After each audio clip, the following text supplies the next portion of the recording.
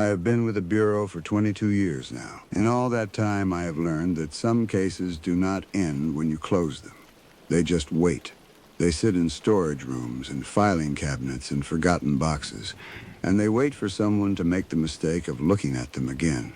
This is the story of one of those cases. I am telling it now because I need someone else to know what happened to me in the mountains of interior Alaska, even if no one believes a word of it. It was a Wednesday in February, and the office in Anchorage was quiet the way it always gets during the worst of winter.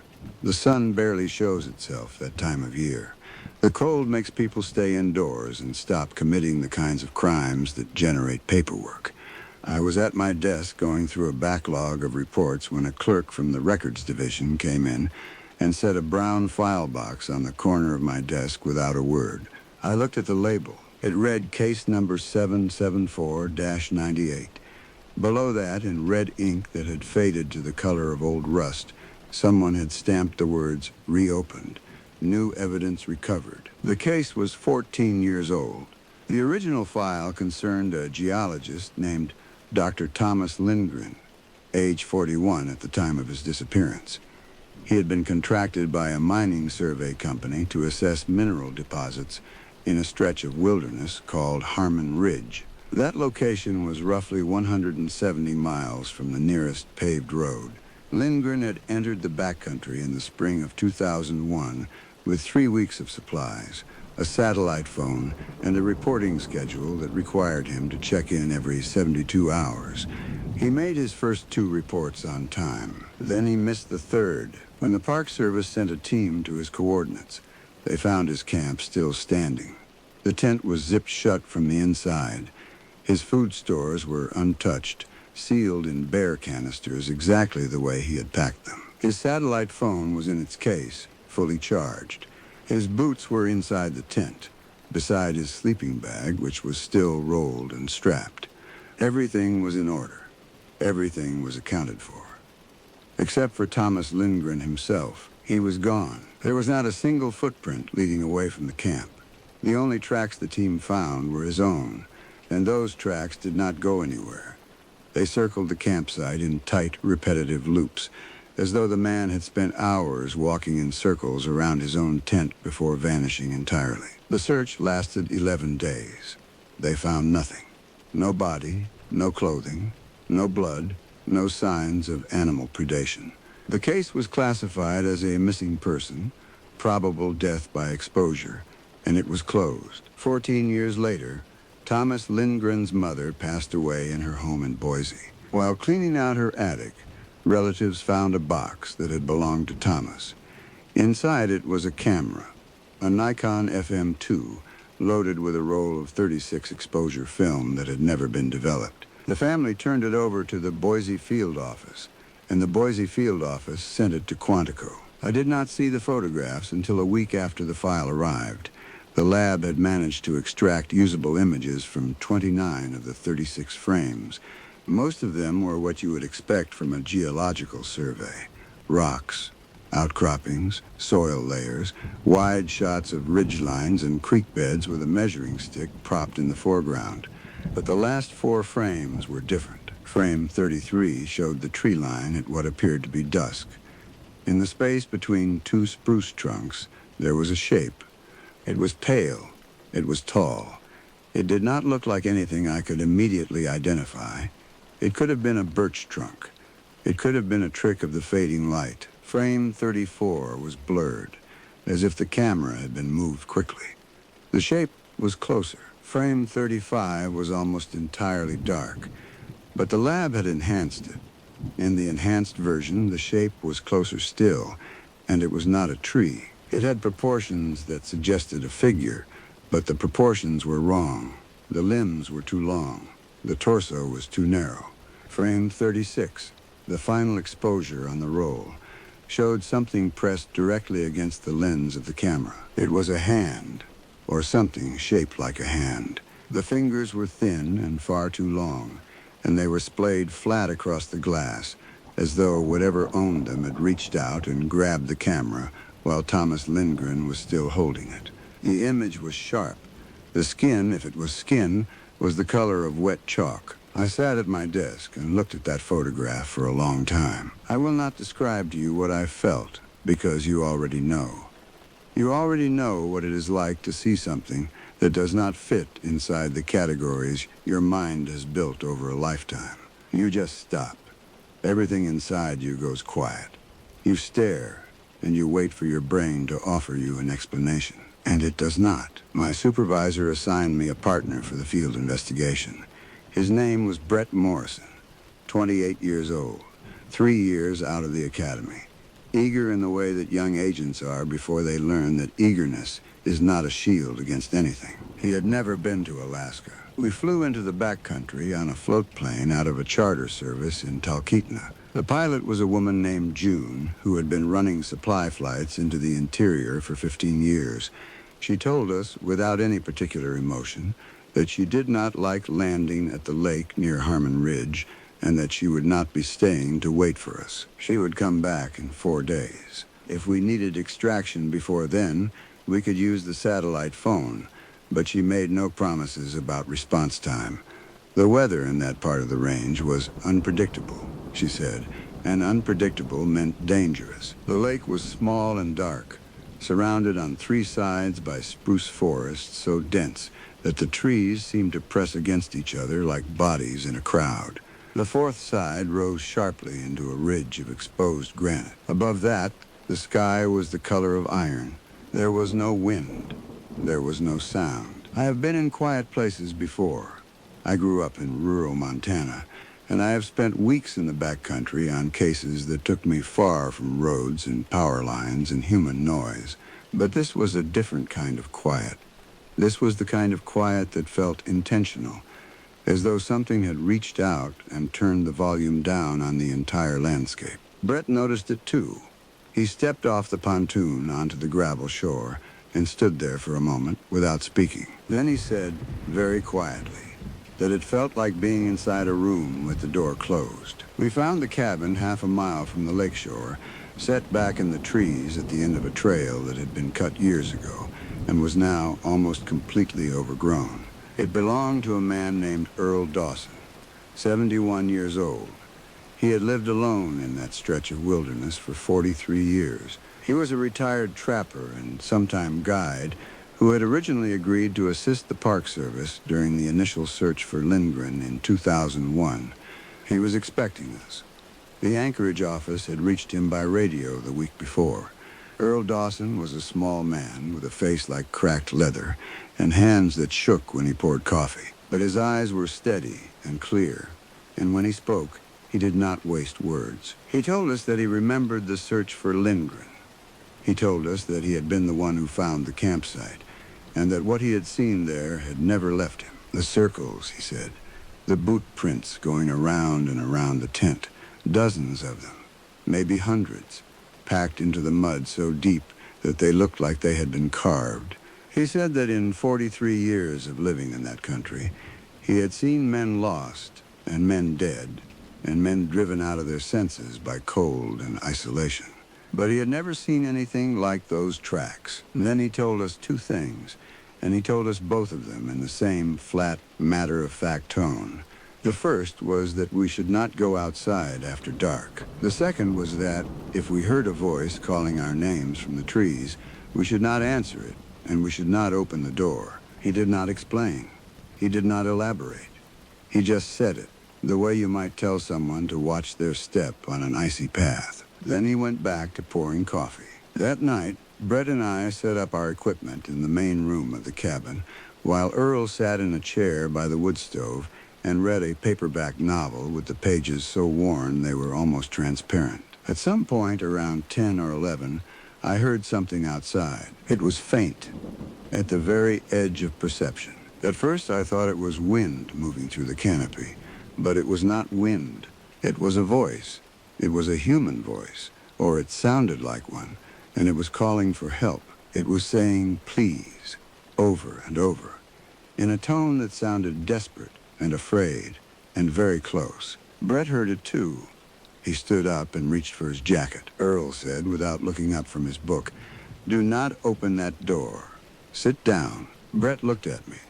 I looked at Earl. Earl turned a page and said, That is not a person. Whatever it is not a person. And if you open that door, it will not matter how fast you are or how far you run. Sit down. We sat down. The voice continued for what must have been 20 minutes. It moved around the cabin, sometimes on the left side, sometimes on the right, sometimes directly behind the back wall.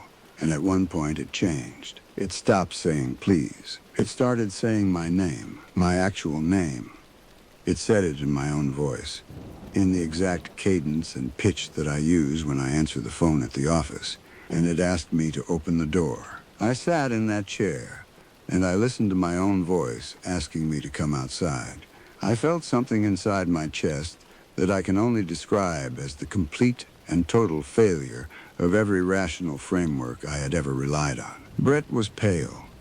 His hands were gripping the edge of the table so hard that his knuckles had gone white. Earl just kept reading. The voice stopped sometime after midnight. None of us slept. In the morning, we hiked to the site of Lindgren's original camp. It took us 4 hours through terrain so thick with undergrowth that we had to cut our way through in places. Earl came with us, but he walked slowly, and he did not speak. Every few minutes he would stop and look at the trees behind us with an expression that I could not read. The campsite was exactly where the original coordinates placed it, a small clearing on the eastern slope of the ridge. The tent was still there, or what was left of it. 14 years of weather had reduced it to a collapsed sheet of mildewed nylon stretched over bent poles. The clearing itself had been partially reclaimed by moss and low brush. But when we pulled back the remains of the tent fabric, we found something that the original search team had either missed or had not reported. The interior walls of the tent were covered in writing. Thomas Lindgren had used a geological marker, the kind with a thick felt tip designed for labeling rock samples, and he had written on every available surface: the floor, the ceiling, the walls, even the inside of the rain fly. Most of it was the same phrase, repeated over and over in handwriting that started neat and controlled and gradually deteriorated into something barely legible. It said it knows my name. It said it knows my name, and it sounds like me. It said I can hear myself outside, and I know it is not me, but it sounds exactly like me. It said it is learning. It said it watches, and it learns, and it copies, and it does not stop. There were hundreds of lines, maybe more, layered on top of each other until the fabric was almost black with ink. Brett stood outside the tent and would not go in. I do not blame him. I went in because it was my job.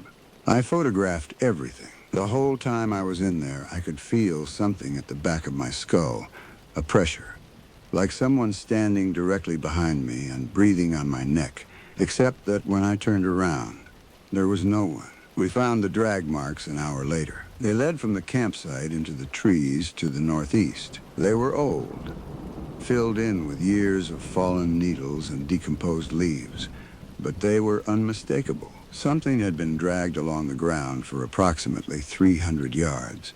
At the end of those marks, propped against the base of a massive spruce tree, we found what was left of Thomas Lindgren. He was bones. 14 years of exposure had reduced him to a skeleton, still partially dressed in the remnants of a field jacket and cargo pants. His boots were gone. His hands were positioned in his lap, and in them he was holding another camera, a second Nikon, identical to the one that had been found in his mother's attic.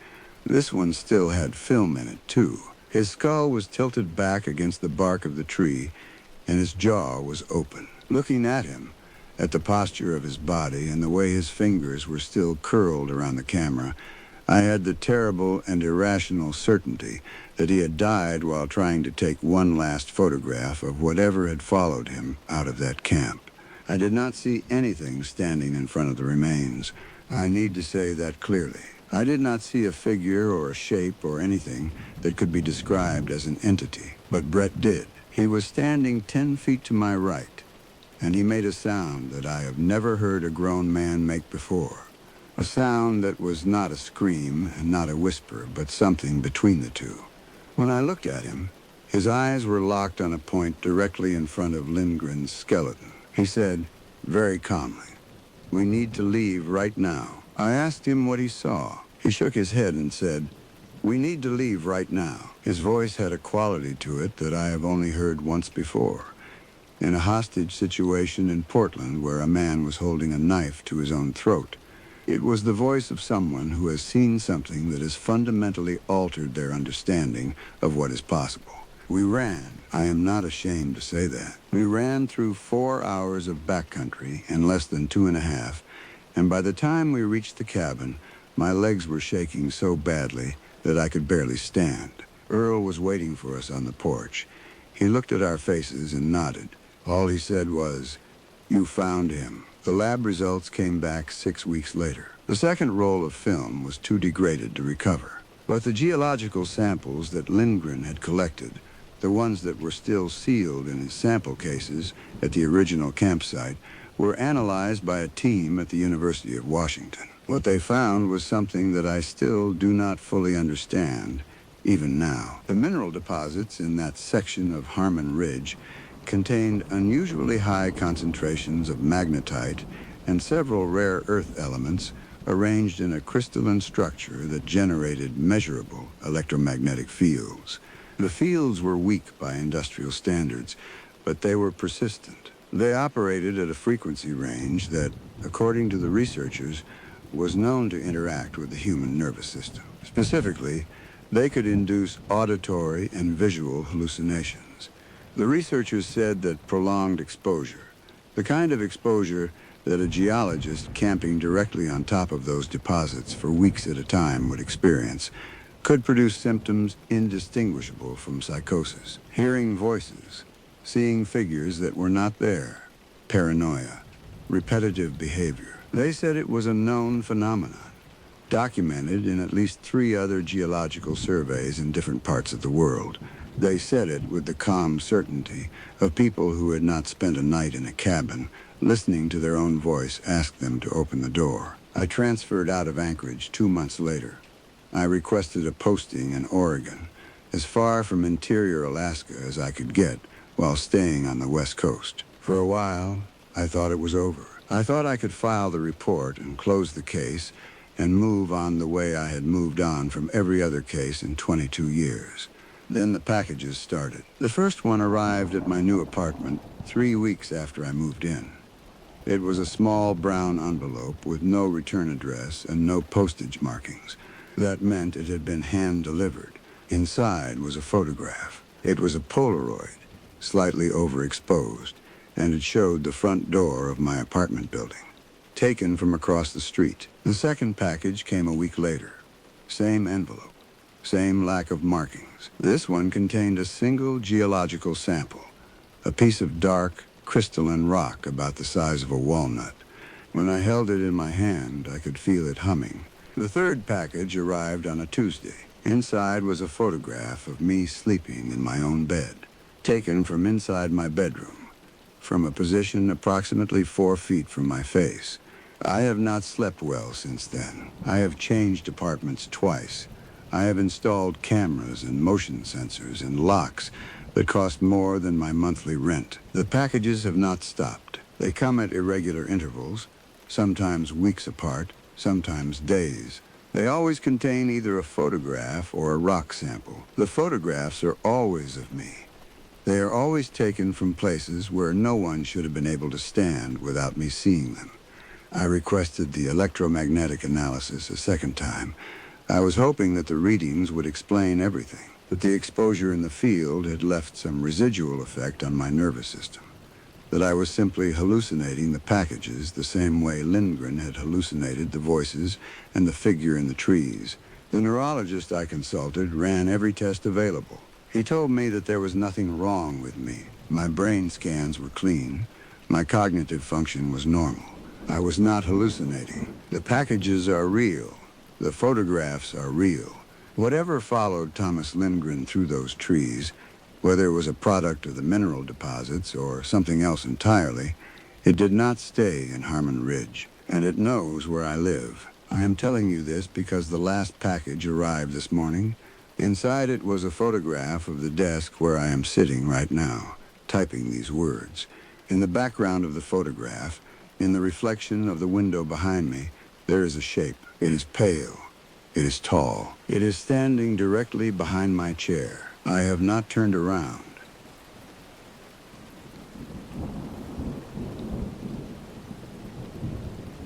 I am going to tell you what happened to me.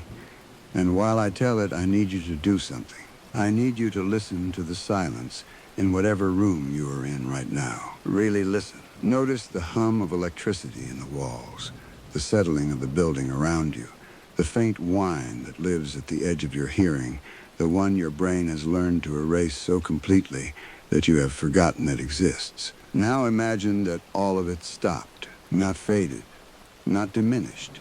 Stopped. Imagine a silence so total that you could hear your own blood moving through your veins. Imagine a silence so deep that the sound of your own breathing became deafening. Imagine a silence that had weight, that pressed against your eardrums the way water presses against your chest when you dive too deep. That is what I heard in Devereaux Station, and I have not been able to unhear it since. In the fall of 2017, I was a senior field agent working out of the Anchorage Division. 19 years in the Bureau, 16 of those spent in Alaska. I specialized in what the department internally referred to as environmental anomaly cases, which was a bureaucratic way of saying that I was the person they sent when something happened in the wilderness that did not fit neatly into a report. On a Thursday in September, my supervisor called me into her office and closed the door, which she only did when the case was either political or strange. This one was strange. She told me that the Bureau had received a formal request from the National Science Foundation to investigate the disappearance of a 4-person research team stationed at a remote acoustic monitoring facility in the interior. The facility was called Devereaux Station. It had been built in 2009 as part of a long-term study on infrasound propagation in Arctic environments. Infrasound, if you are not familiar, is sound that exists below the threshold of human hearing, below 20 hertz. You cannot hear it, but your body can feel it. It causes nausea, anxiety, disorientation, and in extreme cases, a sense of profound dread that has no identifiable source. The study at Devereaux Station was focused on naturally occurring infrasound generated by geological activity beneath the permafrost, microseismic events, tectonic settling, the slow grinding of rock against rock miles below the surface. The research team consisted of 4 people: Dr. Alan Marsh, the lead acoustician, age 52, his research assistant, a graduate student named Nina Petrova, age 26, a field technician named Douglas Brewer, age 39, and the station manager, a retired Army logistics officer named Phil Gatlin, age 45. They had been at the station since June. Their last communication was on August 28th, a routine weekly check-in transmitted via satellite uplink. Dr. Marsh reported that the study was proceeding normally. Equipment was functioning. Morale was good. He mentioned one thing at the end of the transmission that nobody flagged at the time. He said they had recorded something unusual. He said they had captured a sustained infrasonic signal at a frequency of 0.7 hertz, which he described as extraordinarily low, lower than anything previously documented in the geological literature. He said the signal was not random. It was structured. It had a pattern. He said he would include the data in his next weekly report. There was no next weekly report. 2 weeks passed without communication. The NSF sent an automated ping to the station's satellite transceiver. No response. They escalated to the Bureau. My supervisor assigned me a partner. His name was Craig Weber, 33 years old, 6 years in, a good agent, thorough and steady. And he had the particular gift of remaining calm in situations that made other people fall apart. We flew out the next morning. The charter pilot dropped us at a lake 11 miles south of the station and told us he would return in 72 hours. He said the weather was turning and that if we were not at the extraction point when he arrived, he would not wait. We hiked in. The first thing I noticed was the quiet. I have spent years in the Alaskan interior. I know what remote wilderness sounds like.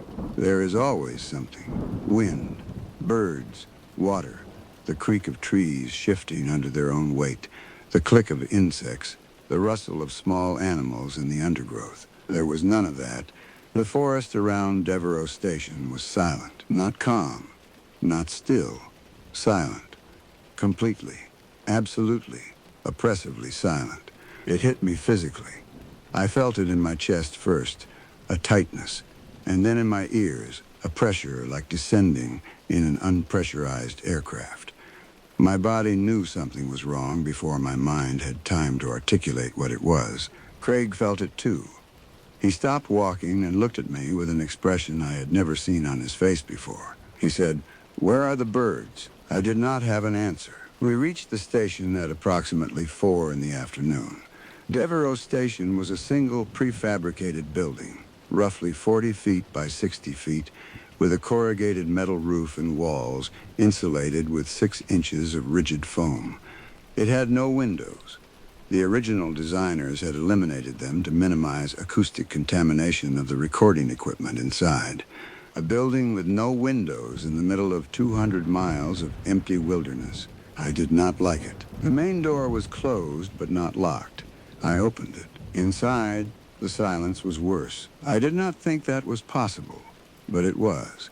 The insulated walls did not just block outside sound. They concentrated the absence of it. The silence inside that building had a texture. It had a density. It pressed against my skin like something alive. The main room contained the monitoring equipment. 4 workstations arranged in a row, each connected to a different array of microphones and sensors deployed in the surrounding terrain. The screens were all active. The equipment was running. On every screen, the waveform display showed the same thing. A flat line. No input. No signal.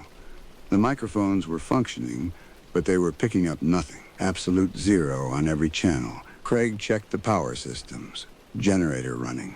Fuel at 60%. Batteries charged. Everything operational. I checked the living quarters. 4 bunks in a back room. 2 of them were made. 2 were not. Personal belongings were in place. Jackets on hooks. Books on shelves. A half-finished game of solitaire laid out on a footlocker. No people. No signs of disturbance. No blood. No damage.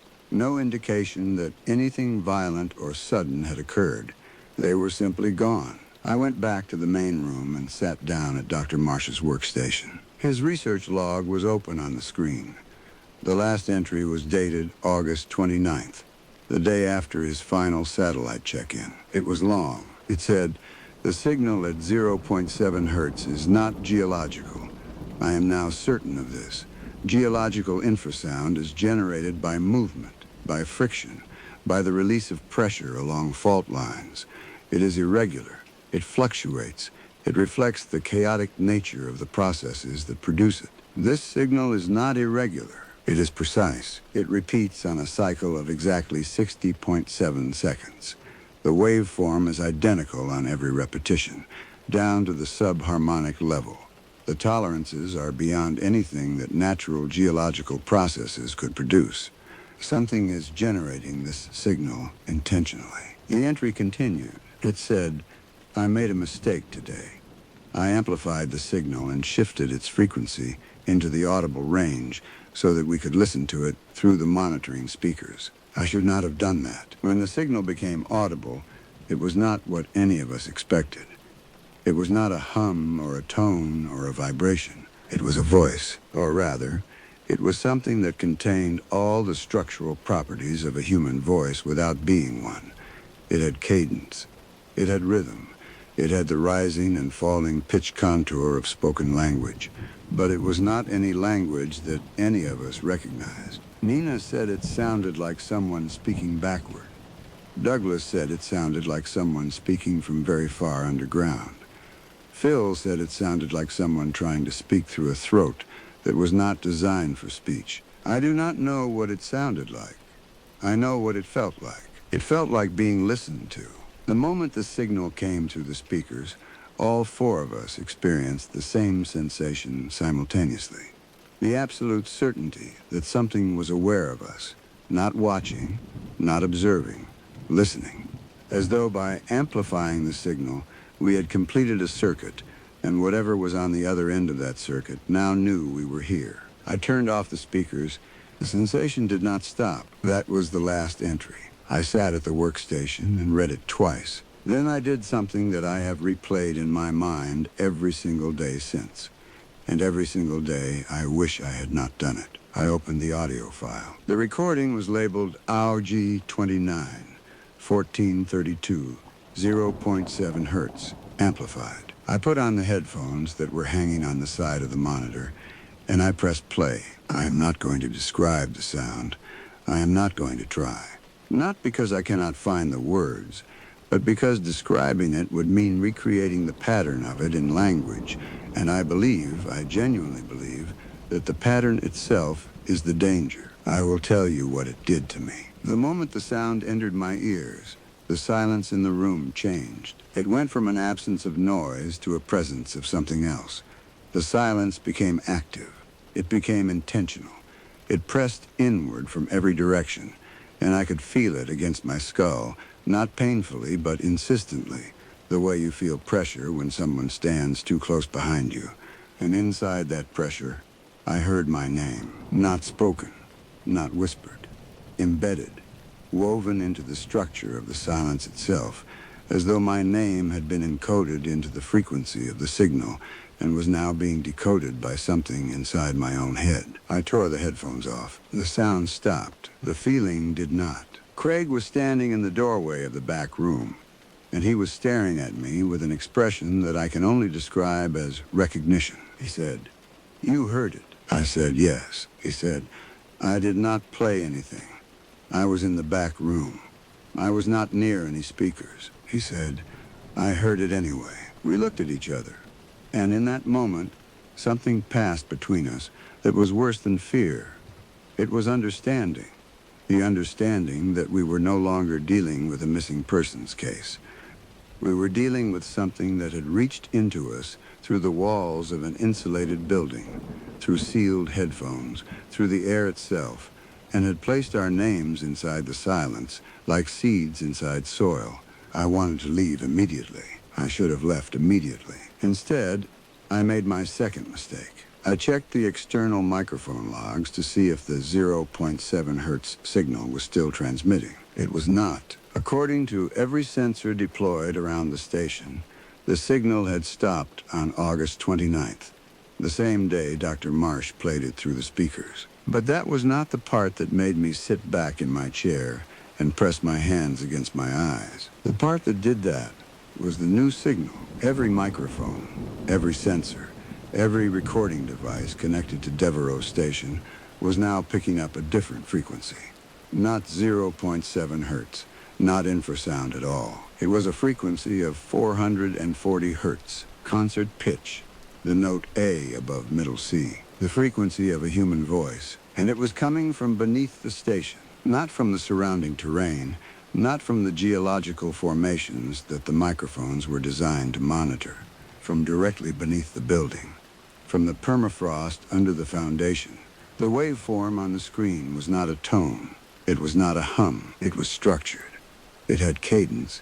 It had rhythm. It had the rising and falling pitch contour of spoken language. And as I watched the waveform scroll across the screen, I realized that I could read it, not hear it. Read it. The peaks and troughs of the waveform were forming shapes that my brain was interpreting as letters, and the letters were spelling words, and the words were saying something that I understood perfectly, even though I did not want to. It was saying, "We can hear you breathing." I stood up so fast that the chair fell over behind me. Craig said, "What is it?" I said, "We are leaving. Right now. We are leaving right now." We grabbed our packs. We left everything else. The equipment, the files, the recordings. We stepped outside. The forest was still silent. Totally silent.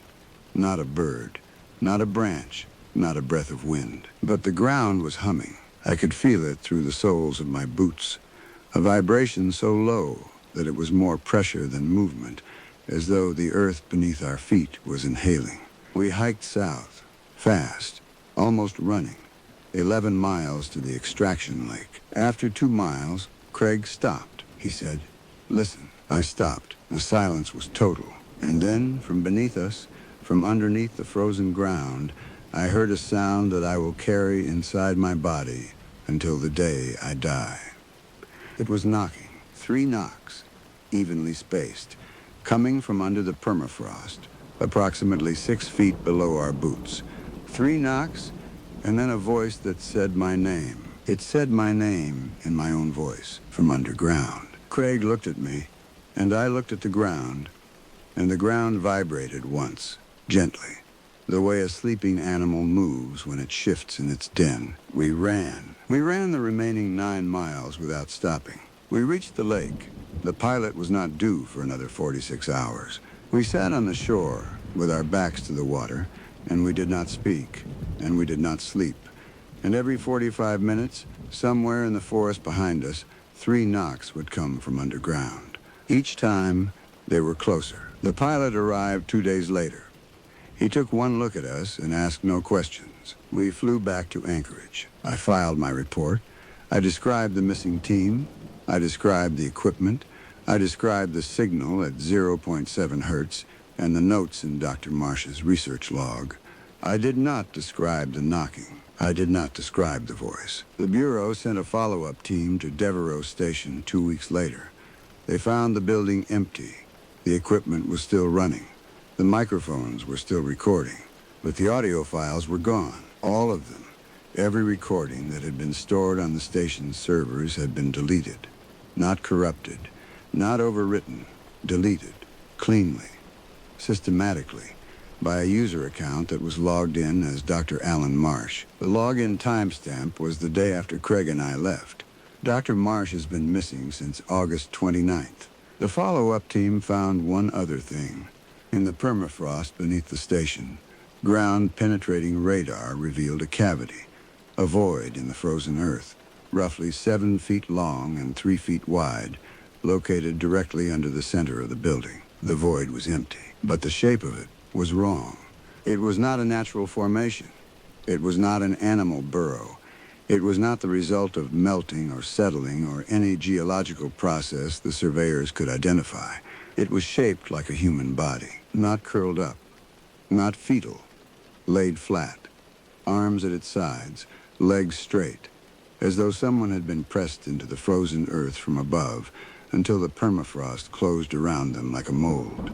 The surveyors measured the void. It was my height, exactly my height. I did not go back to Alaska. I transferred to a field office in Virginia. I bought a house in a suburb where the noise never stops.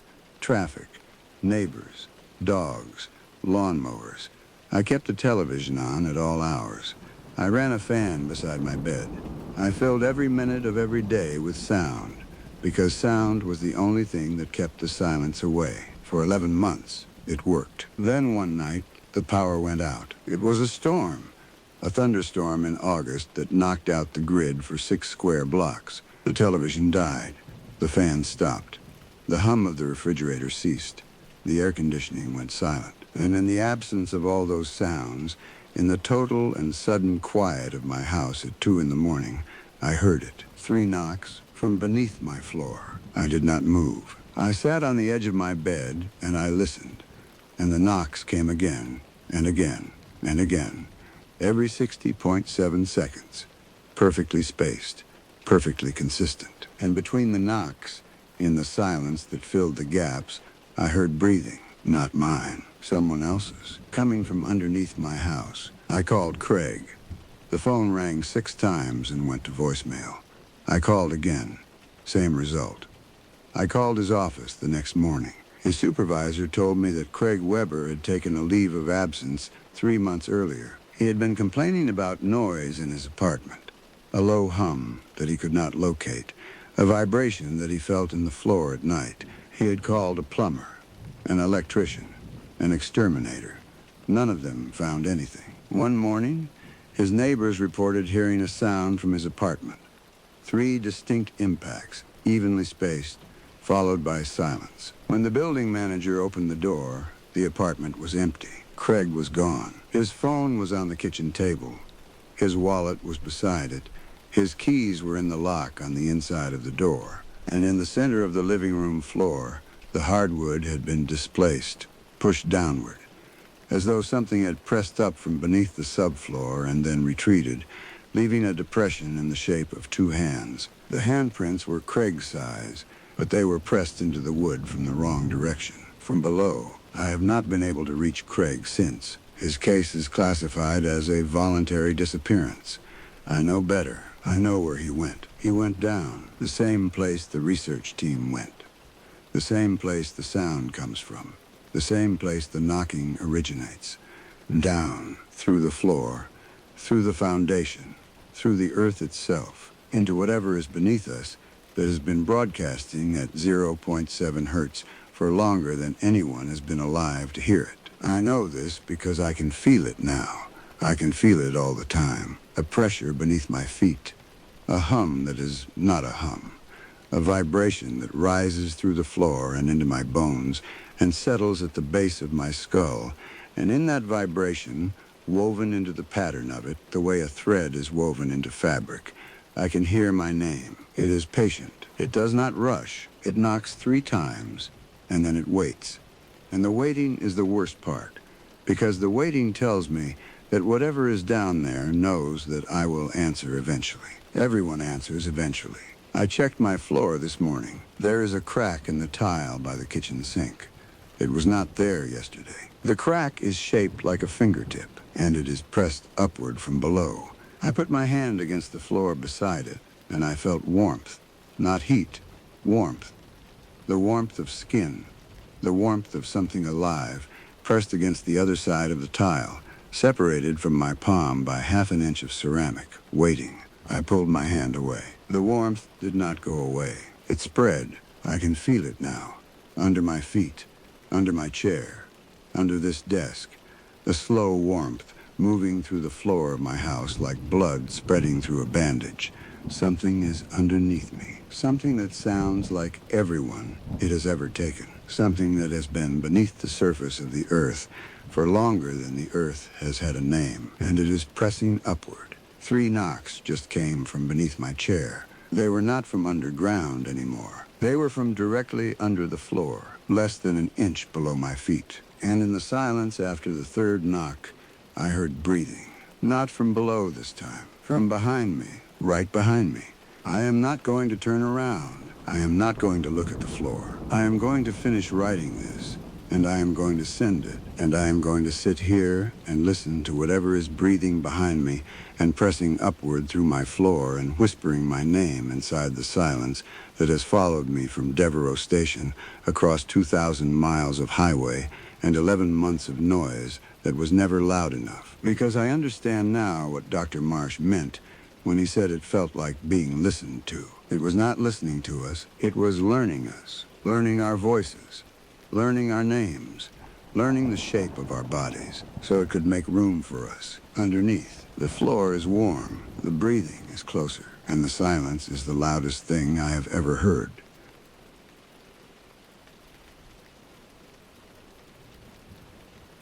There is something I need to tell you, and I am going to ask you to do something difficult while I tell it. I am going to ask you not to look at any reflective surface while you read this.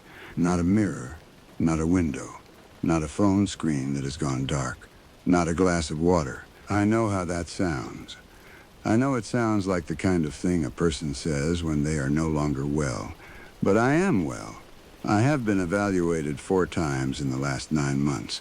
And every evaluation has confirmed that my cognitive function is within normal parameters. I am not hallucinating. I wish I were. In the winter of 2016, I was a senior agent in the Bureau's Anchorage division. I had been in Alaska for 11 years by then, and I had worked enough missing persons cases in the interior to fill a filing cabinet that nobody wanted to open. But I had never been called to a case like Ashford. Ashford was a village. I use that word loosely. It was a collection of 19 structures, 8 of them residential, situated on the bank of a tributary of the Yukon River, approximately 200 miles from the nearest town, with a name you would recognize. It had a population of 41 people. On the morning of February 9th, a supply pilot on a scheduled delivery run landed at the Ashford airstrip and found the village empty. Not abandoned, not evacuated. Empty. The pilot walked through every building. He found breakfast on tables, coffee in mugs, still lukewarm, a television playing static in one of the houses, a dog tied to a porch railing, alive and frantic, pulling at its chain until the leather had worn a raw groove into its neck. But no people, not one. 41 residents, including 6 children, gone. The pilot radioed the state troopers. The troopers contacted us. I was on a plane that afternoon. My partner on the case was a woman named Diane Caldwell, 44 years old, 12 years in the Bureau. She had spent her entire career in Alaska, and she was the most unshakable person I had ever worked with. I say that because I need you to understand that what happened to us did not happen to people who were prone to fear. We arrived in Ashford at approximately 2:15 in the afternoon. The light was already failing. That far north, that time of year, you get maybe 5 hours of usable daylight. The village looked wrong from the air. I could not identify why at first. The buildings were intact. The snow on the roofs was undisturbed. There were no signs of fire or structural damage or any of the things you look for when a settlement goes silent. But something was wrong. It took me until we were on the ground to realize what it was. Every window in the village was dark, not unlit, dark, as though the glass itself had been replaced with something that absorbed light rather than transmitting it. When we got closer, I understood. Every window in every building had been covered from the inside. The residents had used whatever they could find: blankets, cardboard, plywood, duct tape, newspaper. Every single pane of glass in the entire village had been blocked, and every mirror had been destroyed, not removed. Destroyed, shattered. In the first house we entered, the bathroom mirror had been smashed so thoroughly that fragments of glass were embedded in the opposite wall. In the second house, someone had taken a hammer to a hall stand mirror and then swept the pieces into a pile and covered them with a bedsheet. In the third house, every reflective surface had been dealt with. The mirrors, the glass picture frames, the chrome fixtures on the sink. Even the toaster had been wrapped in a towel and shoved under the kitchen table. Diane said, quietly, that she had never seen anything like it. I had not either. We went through all 8 residential structures. The pattern was identical in every one.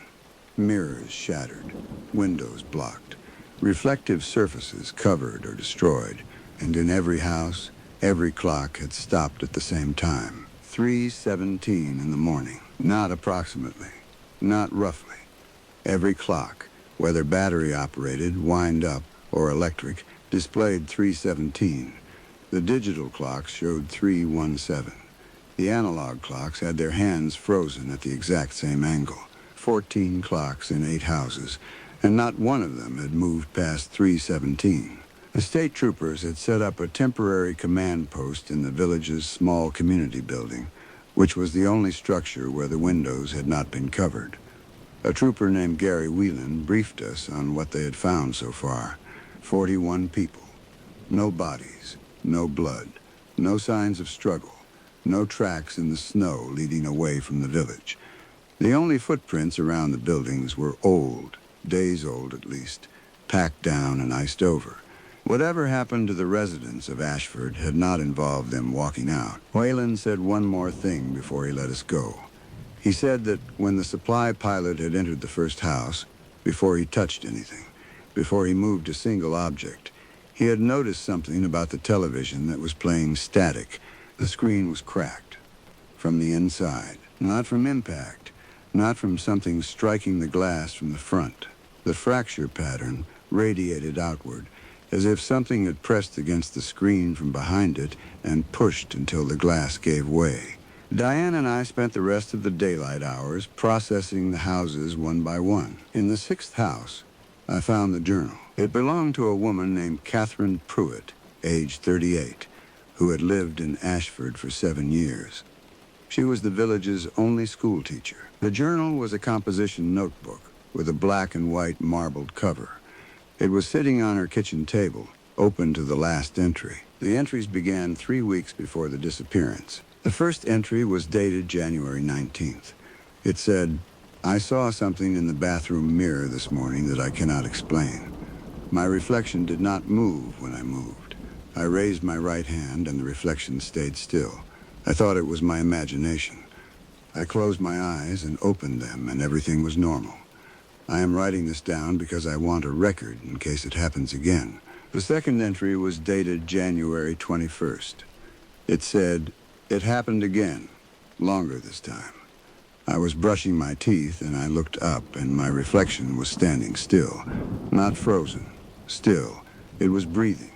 I could see its chest moving, but it was not copying me. It was just standing there, looking at me. I dropped the toothbrush and it did not drop anything. It just watched me." The entries continued. January 23rd. I told Helen about it. Helen said the same thing has been happening to her. She said her reflection has been standing still for days. She said it looks at her. January 25th. I talked to more people. It is happening to everyone. Every single person in Ashford. Glenn, Marie, the Loomis family, Ray and Ann, all of them. Their reflections are not reflecting anymore. They are just standing still and watching. January 28th. We covered the mirrors today, all of them, in every house. It does not help. The reflections are in the windows now, in the water in the sink, in the dark screens of phones. Anywhere there is a surface that can hold an image, they are there, standing, watching. They do not blink. January 30th. We covered the windows. We wrapped everything. We broke what we could not cover. It helped, for a while. But last night, Ray came to the community building and said he saw his reflection in a puddle of water on his kitchen floor. He said it was not standing anymore. It was closer. It was pressing against the surface. He said the surface of the water was bulging upward, as if something underneath it was pushing up, trying to get through. February 1st. Glenn's daughter is 7 years old. She told her father that her reflection talks to her at night. She said it whispers. She said it says her name. She said it says, "Let me out." February 4th. We stop sleeping. All of us. No one sleeps. Because when we close our eyes, we can see them on the inside of our eyelids, standing in the dark behind our eyes, waiting. February 6th. The surfaces are changing. The water in the toilets bulges upward. The dark screens of electronics flicker. The glass in the picture frames we could not remove vibrates. Something is pressing against the other side of every reflective surface in this village, and it is getting stronger. February 7th. Marie covered her entire bathroom in blankets and went in to use the toilet. She was in there for 2 minutes. When she came out, she was shaking so hard she could not stand. She said the surface of the water in the bowl had risen. She said a hand came through. She said it looked exactly like her hand. She said it reached for her face. February 8th. This was the last entry. The handwriting was different. Not Catherine's usual neat print. This was shaky, jagged, pressed so hard into the paper that the pen had torn through in places. It said, "They are almost through. I can hear them now, not just in reflections, in the walls, in the floor, under the snow. They sound exactly like us. Every single one of them sounds exactly like the person they belong to. They are saying our names. They are saying, 'Let us out.' They are saying, 'We want to come home.'" The entry ended with one final line. The clocks all stopped at 3:17. I think that is when they break through. I closed the journal. I looked at Diane. Diane was standing by the kitchen window, the one that had been covered with a blanket nailed to the frame. The blanket had fallen, or been pulled down. Diane was staring at the glass. I said her name. She did not respond. I walked over to her and looked at the window. It was dark outside. Full dark. The glass should have shown our reflections. At that angle, with the lamp behind us, the window should have acted like a mirror. It did. I could see myself. I could see Diane. But the reflections were not doing what we were doing. My reflection was standing still. Its arms were at its sides. Its head was tilted slightly, as though it was studying me the way you might study an insect on a tabletop. Diane's reflection was the same, motionless, head tilted, watching, and then mine smiled. I did not smile. I was not smiling. My face was locked in an expression that I imagined was close to terror. But the thing in the glass smiled at me with my own mouth, and it was the worst thing I have ever seen, because it was not a human smile. It was too wide. It used too many muscles. It stretched my face into a configuration that my face should not have been able to achieve. Diane grabbed my arm. She said, "Do not look at it." She pulled me away from the window. We left the house. We left the village. We drove the trooper's snow machine back to the airstrip, and we radioed for extraction, and we sat in the cold for 6 hours until the plane came. I did not tell the debrief team about the reflection. Neither did Diane. We told them about the journal. We told them about the mirrors and the clocks and the covered windows. The Bureau sent a geological survey team to Ashford 3 weeks later. What they found beneath the village was a mineral deposit, a massive, dense concentration of a crystalline compound that had been there for thousands of years.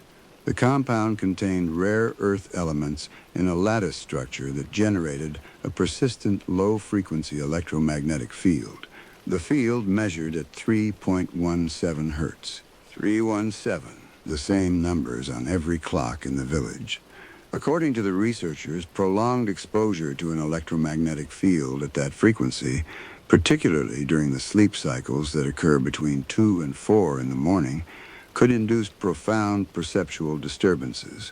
They said the field interacted with the regions of the brain responsible for self-recognition and mirror processing, the specific neural pathway that allows a person to understand that the image in a mirror is themselves. They said that extended exposure could cause that pathway to malfunction, to decouple the sense of self from the reflected image, to make the reflection appear autonomous, independent, alive. They said the entire village had been sleeping on top of this deposit for years, and that the cumulative neurological effects would have been severe enough to produce shared hallucinations of exactly the type described in Catherine Pruitt's journal.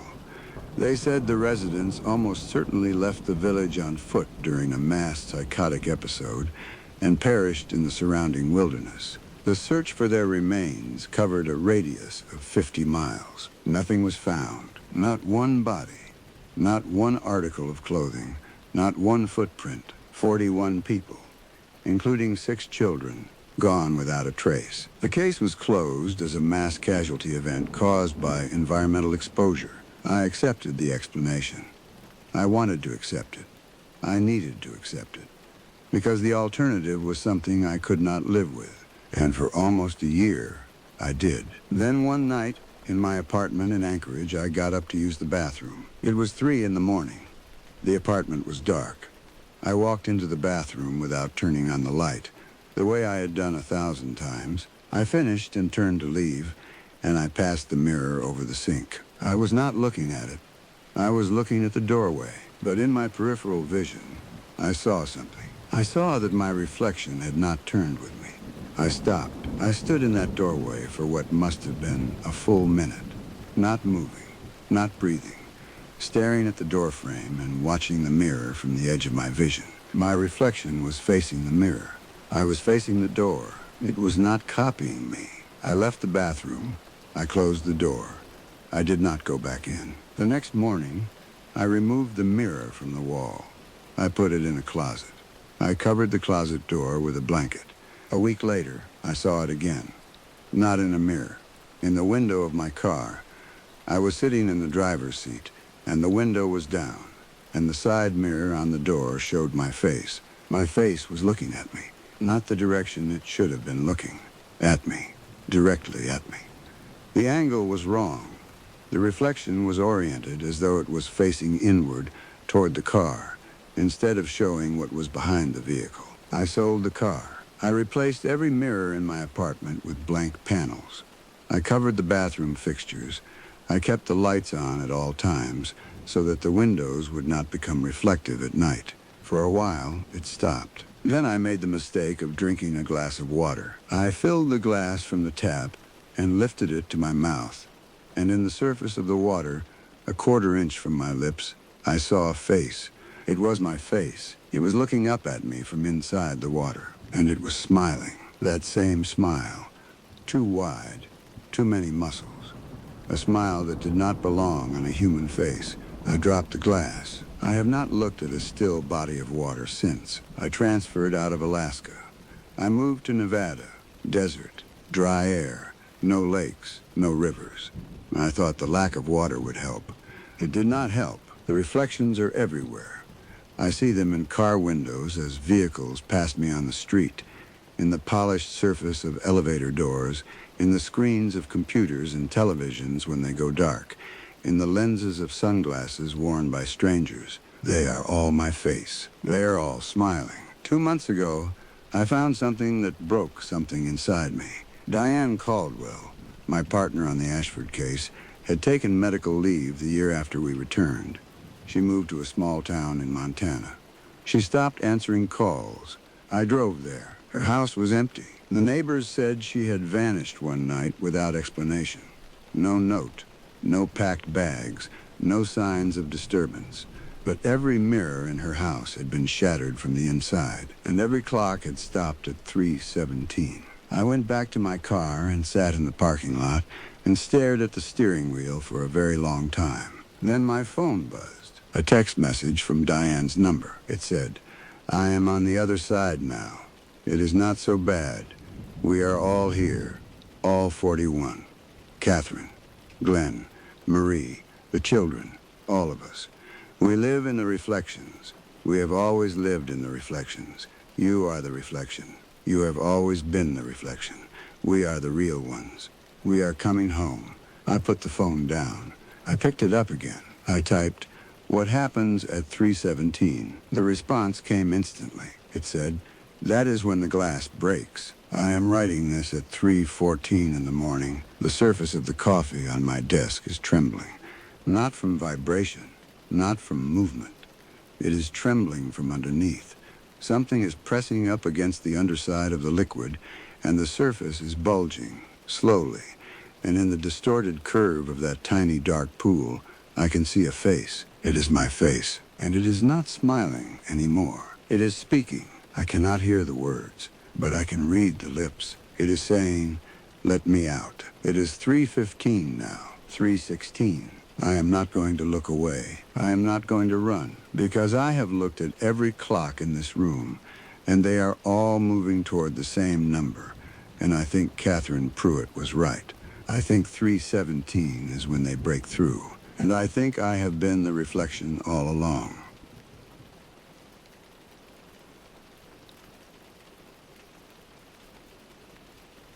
I need to explain something. I need to explain it carefully, and I need to explain it now because I am not sure how much longer I will trust my own memory to hold the details in the right order. In the fall of 2015, I was a senior field agent assigned to the Anchorage Division. I had been with the Bureau for 19 years at that point, and I thought I had seen everything that the Alaskan interior could throw at a person. I was wrong. It started with a signal. On a Thursday morning in October, our communications desk flagged an emergency transponder pulse originating from a location designated in our system as Dunmore Station. That name should not have appeared on any active monitoring feed. Dunmore Station was a covert Bureau facility built in the late 1980s in the deep interior of Alaska, approximately 240 miles from the nearest maintained road. It had been used for classified signal intelligence work during the final years of the Cold War and for several years afterward. The station was decommissioned in 2003. I know this because I read the decommission report myself. Every piece of equipment was removed. The power generators were disconnected and hauled out by helicopter. The fuel reserves were drained. The building was stripped down to its concrete shell and locked. The official file stated that Dunmore Station was dark, empty, and abandoned. It had been that way for 12 years, and yet, on that Thursday morning, its emergency transponder sent a distress pulse to our satellite relay, a pulse that required electrical power to generate. My supervisor called me into her office and told me to go check it out. She said it was probably a malfunction, old wiring, a battery pack that someone forgot to pull. She said it would be a 2-day trip at most. She assigned me a partner. Her name was Lauren Marsh, 31 years old, 5 years in the Bureau, sharp, methodical, and not the kind of person who spooked easily. We flew out of Talkeetna on a charter float plane the following morning. The pilot dropped us at a lake 6 miles south of the station and told us he would be back in 48 hours. He did not seem interested in staying. We hiked in through dense spruce forest for the better part of the day. The terrain was rough, mostly muskeg and fallen timber, and by the time we reached the perimeter of the station compound, the light was already failing. That is when we noticed the first thing that did not make sense. There were lights on inside the building, not electric lights. The glow was warmer than that, more uneven. Oil lamps. Someone had lit oil lamps inside a facility that was supposed to have been empty for over a decade. Lauren looked at me. I looked at her. We drew our sidearms and approached the main entrance. The door was unlocked. Inside, the air was warm. Not just warm, heated. Someone had been maintaining the wood stove in the main operations room. There was a coffee pot sitting on top of it, and when I touched the side of the pot, it was hot. The coffee inside it was fresh. I could smell it. It smelled like it had been brewed within the last 20 minutes. There was no one in the room. There was no one in any of the rooms. We cleared the entire facility in under 15 minutes. It was not large. A main operations room, a communications alcove, a small bunk room with 4 cots, a storage closet, and a latrine. Every room was empty of people, but every room looked occupied. The cots in the bunk room had sheets on them, wrinkled sheets, slept-in sheets. There were personal items on the side tables, a paperback book, a tin of chewing tobacco, a wristwatch with a cracked crystal. In the operations room, there were 3 desktop computers arranged on a long metal table. They were old machines, the beige tower kind that nobody had used in years. They were turned on. All 3 screens displayed the same thing, a system clock reading November 14th, 2003, and a blinking cursor on an empty command line. Lauren checked the date on her own watch and held it up for me to see. It read October 17th, 2015. I checked the file logs on the nearest terminal. Every entry, every timestamp, every system record showed the same date, November 14th, 2003. Not a single file had been created or modified after that date. It was as though the machines did not know that 12 years had passed.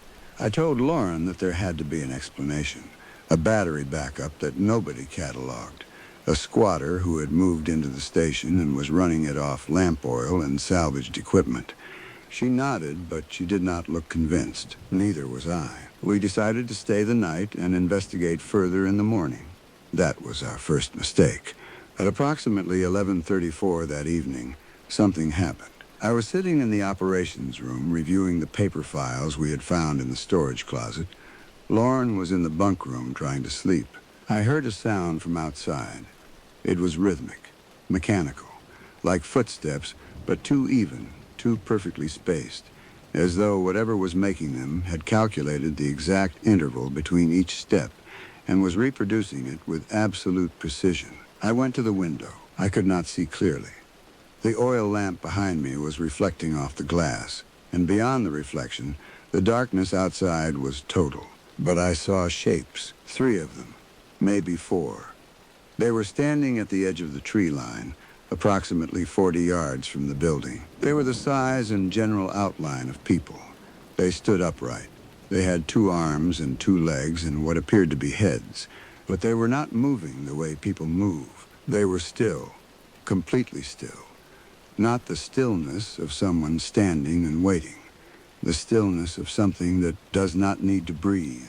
Then, all at once, They began walking toward the building, in unison. The same stride length, the same pace, the same mechanical rhythm I had heard through the wall. I pulled Lauren out of the bunk room. She looked out the window and said a word I will not repeat. We locked the door. We pushed the metal table against it. We pulled our weapons and waited. The footsteps reached the building and then stopped. Silence. Then there was a knock on the door. 3 knocks, evenly spaced, and a voice that said, in a calm and perfectly neutral tone, "Please open the door. We need to complete the shift change." The voice sounded like a man. It sounded professional. It sounded like something a federal employee would say, but the cadence was wrong. The pauses between words were too uniform. Every syllable received the same emphasis. It sounded like someone who had memorized the sentence without understanding what any of the words meant. Lauren whispered to me that she wanted to respond. I shook my head. The knocking came again. 3 knocks. Same spacing. Same force. The same voice said the same sentence.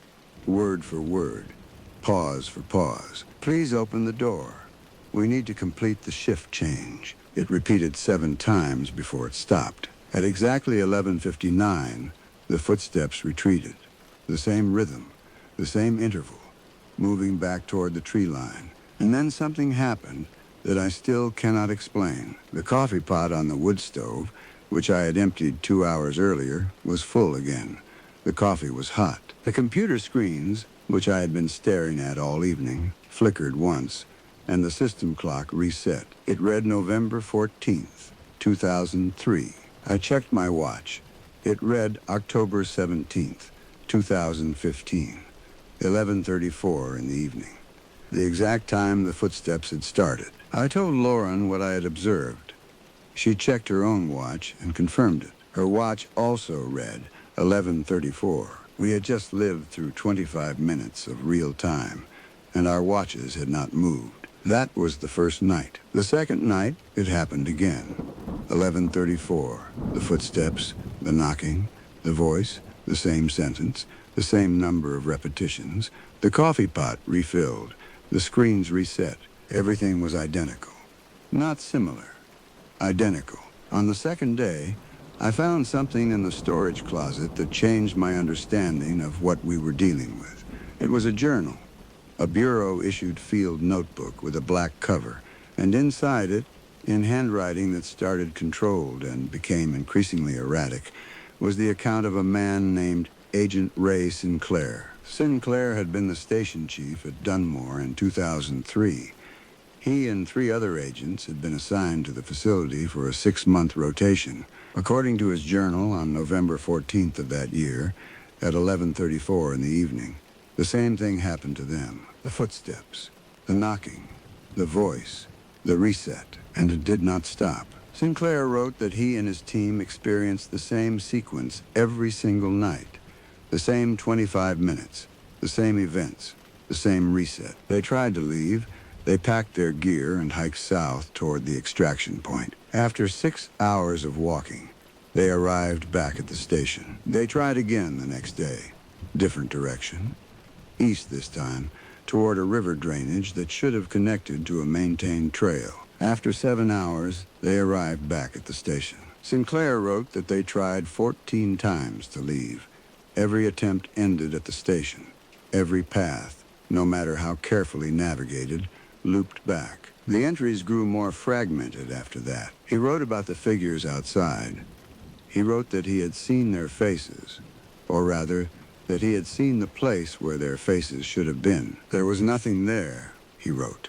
No eyes, no mouth, no features of any kind. Just smooth, pale surface, like skin stretched over a form that was never finished. He wrote that the figures never entered the building.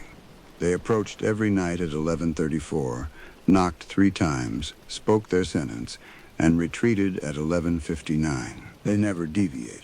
The last entry in the journal was dated November 14th, 2003, the same date as every other entry. It said, "I think the lake is the source. I think it is coming from the lake." There was a body of water marked on the station's survey map, approximately 1 mile to the northwest.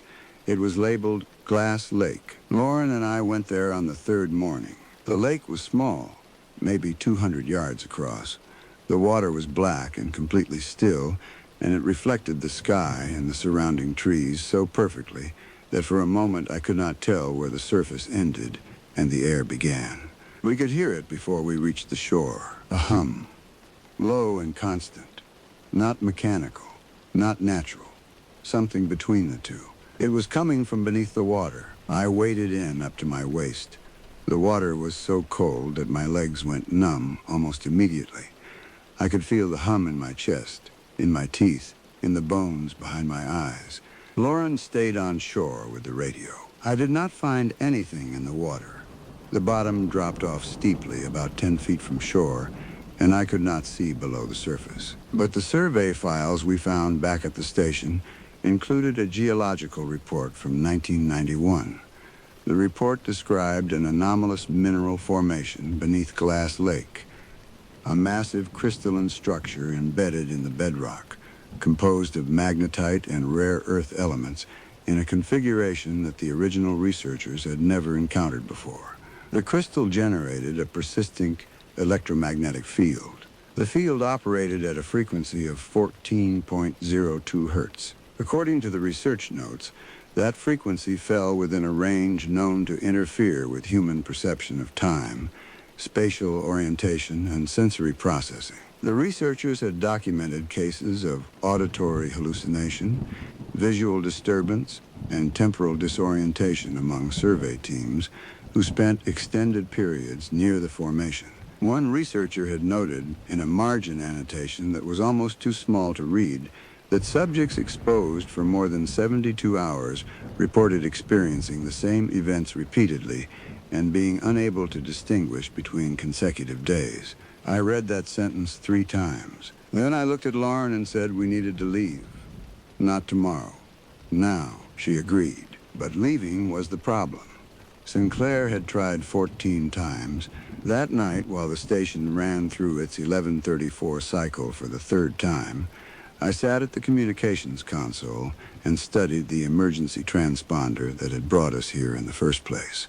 It was an old unit, military surplus, designed to broadcast a distress signal on a specific frequency. I opened the casing and looked at the internal circuitry. Then I looked at the geological report again, 14.02 hertz. The transponder could be modified. Its broadcast frequency could be adjusted. And if the theory in the research notes was correct, if the crystal beneath the lake was generating a field that was somehow locking the surrounding area into a repeating pattern, then a sufficiently strong electromagnetic pulse at the inverse of that frequency might disrupt it. I am not an engineer. I am not a physicist. But I had Sinclair's notes. He had been working on the same idea before his entries stopped. He had sketched a diagram. He had calculated the frequency. It took me 4 hours to rewire the transponder. Lauren stood guard at the window and counted the figures in the tree line.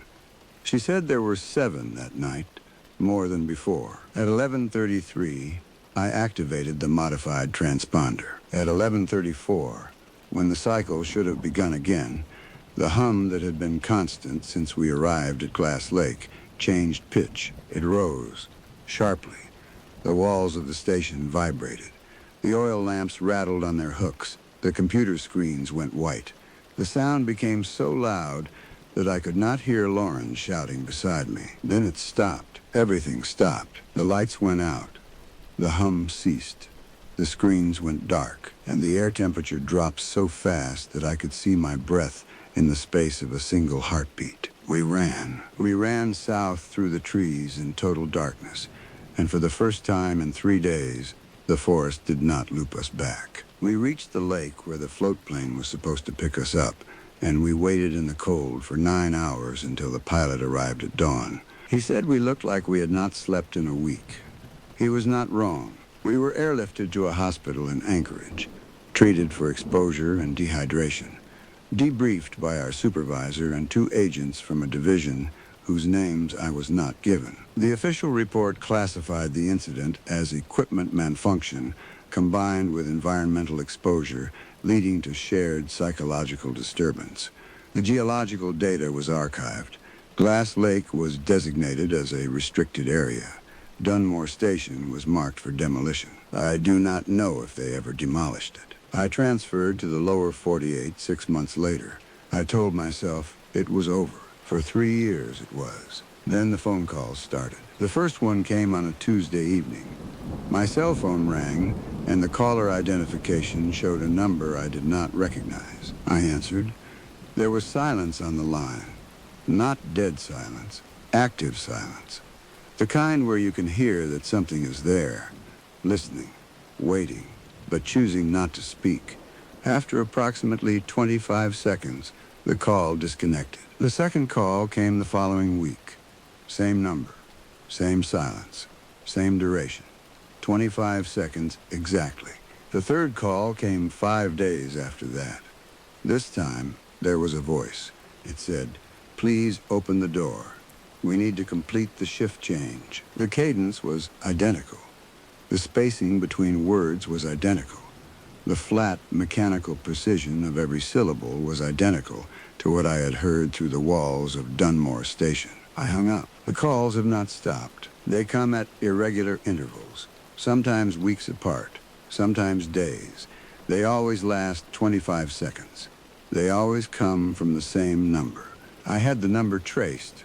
The trace came back to a landline registered to Dunmore Station, a landline that was disconnected and removed in 2003. I check my watch every time the phone rings. It always reads 11:34.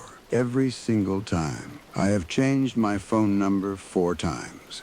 The calls find me within a week. I have asked the Bureau to investigate. They declined. The case is closed, they said. The station is decommissioned. There is nothing to investigate. Lauren Marsh resigned from the Bureau 8 months after we returned. She moved to New Mexico. She does not answer my calls, and the one letter she sent me before she changed her address contained a single sentence. It said, "Check your watch." I am telling you all of this because last night the call came again, and this time the voice did not say the sentence about the shift change. This time it said my name. It said it in my own voice, and in the background, behind the silence and the static and the hum that I recognized immediately as the sound from Glass Lake, I heard something else. Knocking. 3 knocks, evenly spaced. They were not coming from the phone. They were coming from my front door. I have not opened it. It is 11:34 right now. It has been 11:34 for a very long time.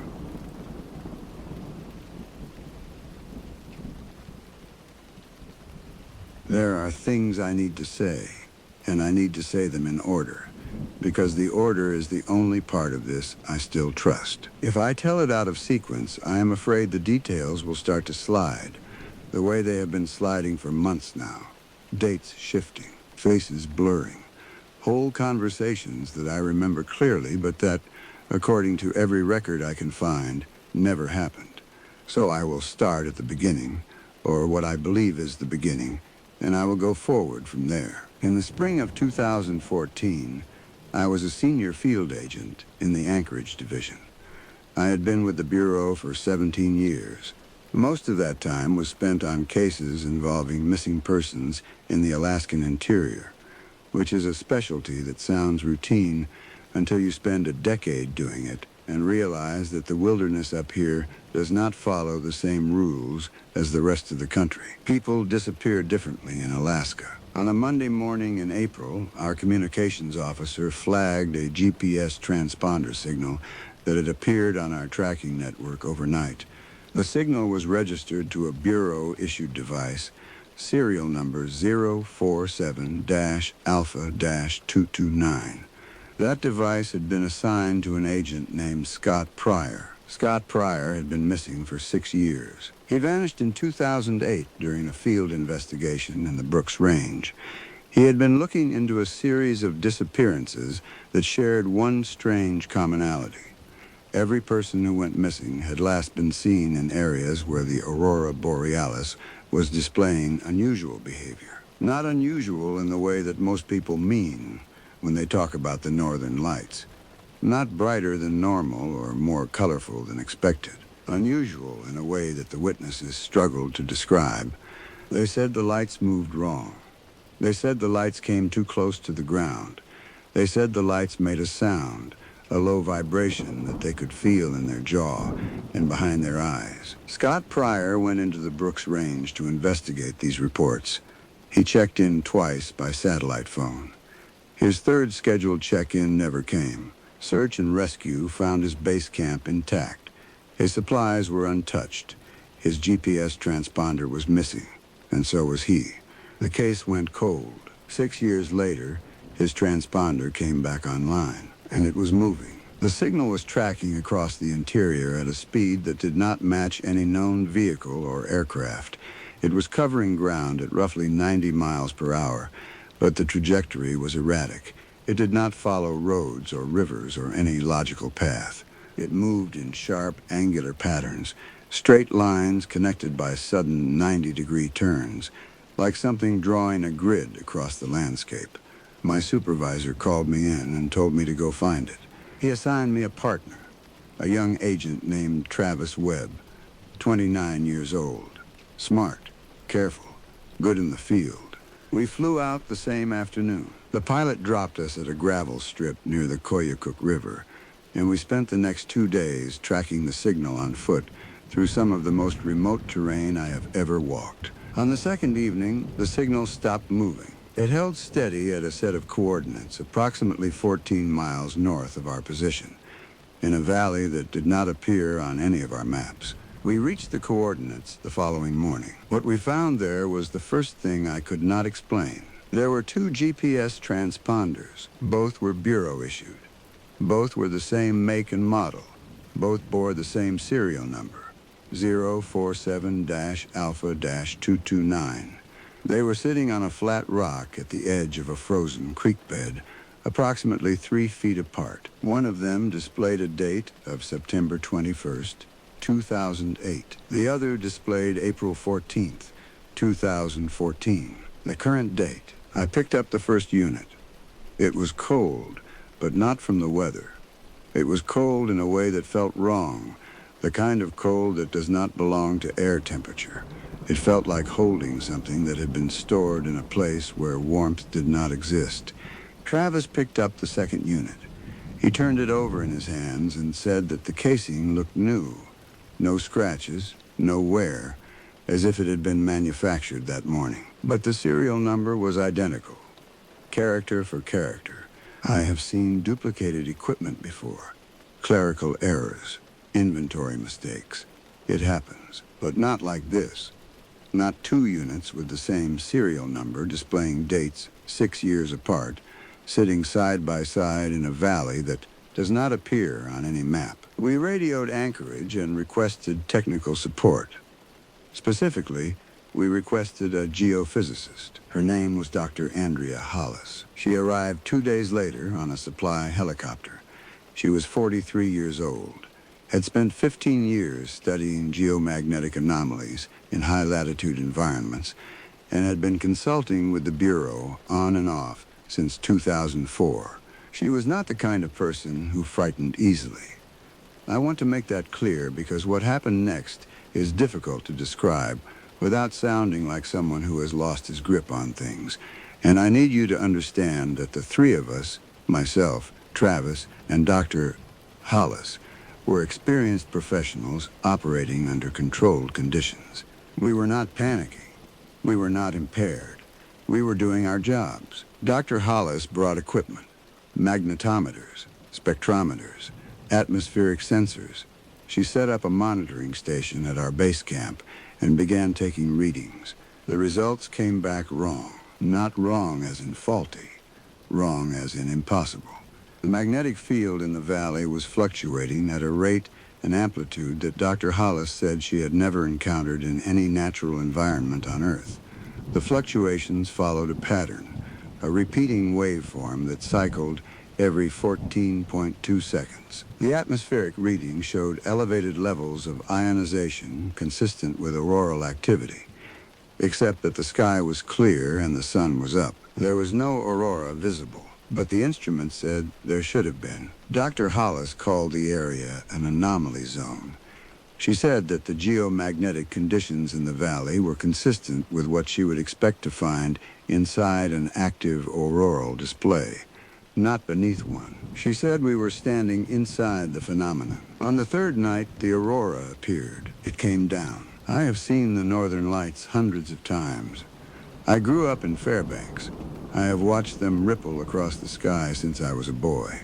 They do not come down. They exist at altitudes of 60 miles or more. They are an upper atmospheric phenomenon. They do not touch the ground. They do not descend into valleys. But on that night, they did. The light dropped out of the sky in curtains of green and violet, and a color I do not have a word for. Something between red and silver that seemed to vibrate at the edge of my vision. It settled over the valley like fog, and inside the light, I could see shapes, not clearly, not distinctly, but shapes that moved with purpose and occupied space the way physical objects do. They were tall, much taller than any person, and they did not walk. They shifted. They occupied one position and then another without visibly crossing the distance between them. Dr. Hollis was recording everything. Her hands were shaking, but she did not stop. Travis was standing beside me with his weapon drawn, and I remember thinking that a firearm seemed absurd in the context of what we were seeing, like bringing a flashlight to fight the ocean. The light moved through the valley for approximately 40 minutes, and then it lifted.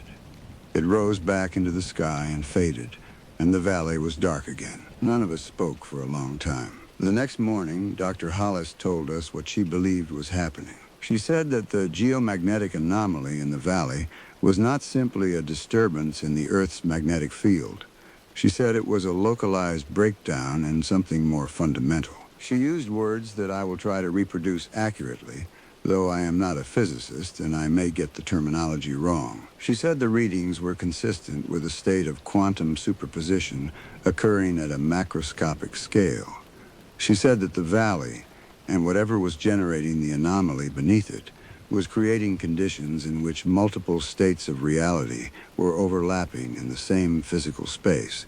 She said that the two GPS units with the same serial number and different dates were not duplicates. They were the same device, existing in two different temporal states simultaneously. She said that the people who had disappeared near the aurora over the years had not been taken. They had been fractured, split across multiple overlapping versions of the same moment, still present but distributed across states that could not interact with each other under normal conditions. She said that Scott Pryor might still be alive, or some version of him might be.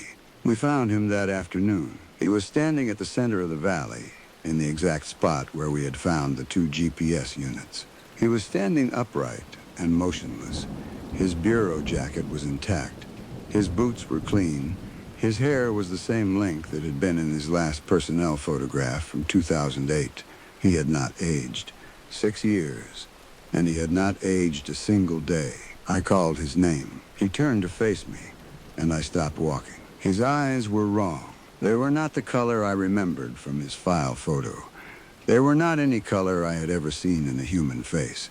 They shifted constantly, cycling through hues of green and violet and that same impossible red-silver that I had seen in the aurora the night before. When he spoke, his voice was layered, not doubled, not echoed, layered, as though multiple versions of the same voice were speaking the same words at slightly different speeds, and all of them were arriving at my ears simultaneously. He said my name. He said it the way you would say hello to someone you had been expecting. Then he said something that I will never forget. He said, "You should not have come here. I am all of me now. Every version, every possibility, every path I could have taken, and every choice I could have made. They are all here. They are all me." He held up his hands. His fingers were blurred, not moving, blurred, as though I was looking at dozens of hands occupying the same space, each one slightly offset from the others, like a photograph taken with a long exposure of something that would not stay still. Dr. Hollis stepped forward. She had a sensor in her hand, and she was extending it toward him. He looked at her and said, "You are already gone. You just do not know it yet." She stopped. That night, the aurora came down again, but it was different this time. It did not settle gently. It dropped like a wave. It hit the valley floor with a concussive force that knocked me off my feet. And inside it, the shapes that I had seen before were larger. They were clearer. They were not human. They were not anything I have a reference for. They moved through the light like bodies moving through water, immense and slow and deliberate. And the sound they made was not a sound, but a pressure, a weight against my skull that made my vision blur and my ears ring. Travis grabbed my arm and pulled me to my feet. He screamed at me to run. We ran. Dr. Hollis was behind us. I could hear her footsteps. I could hear her breathing. She was 10 feet back, maybe 15. I did not look behind me. We reached the extraction point in less than 2 hours. The emergency helicopter was already inbound. We had activated the distress beacon the moment the aurora descended. The helicopter landed in a clearing a quarter-mile east of the valley. Travis and I reached it together. We threw ourselves inside, and I turned to pull Dr. Hollis in after us. She was not there. She was not anywhere. I looked back toward the valley. The trail behind us was empty. The snow showed our footprints, mine and Travis's, leading from the valley to the clearing. 2 sets of tracks. Only 2. There had never been a third set. I told the pilot to wait. I told him there was someone else. I said her name. The pilot looked at me and said, "Sir, the manifest lists 2 passengers, you and Agent Webb. There is no third person on this assignment." I looked at Travis. Travis looked at me with an expression that I can only describe as confusion. He said, "Who are you talking about?" I said, "Dr. Andrea Hollis, the geophysicist, the woman who had been with us for 4 days." Travis shook his head. He said it had been just the 2 of us the entire time. I argued. I described her equipment. I described the things she had told us about the anomaly. Travis listened, and then he said something that made the inside of my chest feel like it had been scooped out. He said, "You told me those things. You explained the readings. You described the superposition theory. There was no scientist. It was just you." I stopped talking. When we landed in Anchorage, I went directly to the personnel database and searched for Dr. Andrea Hollis. No results. I searched the Bureau's consultant records, the university affiliations she had mentioned, the publications she had cited. Nothing. Andrea Hollis did not exist. According to every database and every record available to me, she had never existed. I spent 2 weeks trying to prove that she was real. I failed. The official report on the incident described the recovery of Scott Pryor's GPS transponder from a geomagnetically active zone in the Brooks Range. It described anomalous instrument readings. It described visual disturbances consistent with prolonged exposure to high-intensity magnetic fields. It did not mention Dr. Hollis. It did not mention the aurora descending. It did not mention the shapes inside the light. It classified the case as closed. Scott Pryor was never recovered. His status remains missing, presumed dead. I transferred out of Alaska 4 months later. The Bureau offered me a posting in administration, and I took it. I moved to a small apartment outside of Portland. I told myself I would forget. I did not forget. 8 months after I left Alaska, my phone rang in the middle of the night. I answered it. The voice on the other end was Scott Pryor's, or one of his voices. One layer of the many that I had heard in that valley. He said, "It is getting wider." I hung up. The next morning, my GPS unit, my personal Bureau-issued device that I keep in my desk drawer, was turned on. The screen displayed 2 dates simultaneously. One was the current date. The other was a date I did not recognize. A date that, when I checked, did not correspond to any day on any calendar I could find. The display flickered between them, back and forth, every 14.2 seconds. I put the unit in a box and locked the box in my closet. 3 days later, I opened the closet. There were 2 boxes, 2 identical boxes. Same lock, same label. Inside each one was a GPS unit bearing the same serial number.